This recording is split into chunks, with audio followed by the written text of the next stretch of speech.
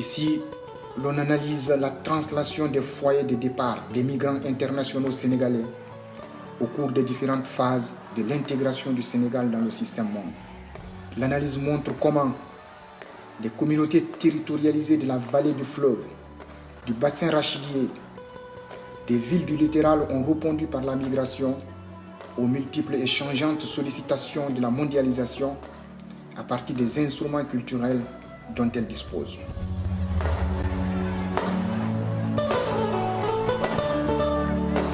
L'histoire des mobilités humaines au Sénégal est remarquable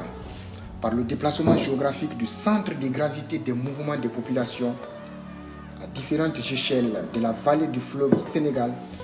vers les villes littorales en passant par la région centrale du bassin rachidier. Au cours du temps, ces aires vont glisser d'abord des zones rurales de la vallée du fleuve vers celles du bassin rachidier et puis vers les villes et en particulier les villes littorales.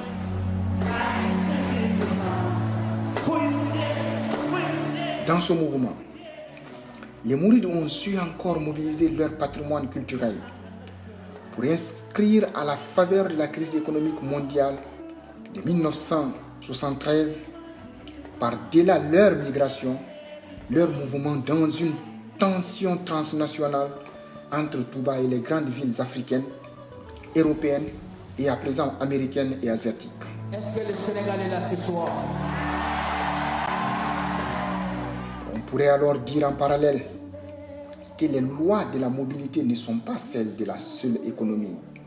même si les considérations économiques sont souvent premières et sont toujours prises en compte par qui bouge ou par qui s'interroge sur le bien fondé de la mobilité.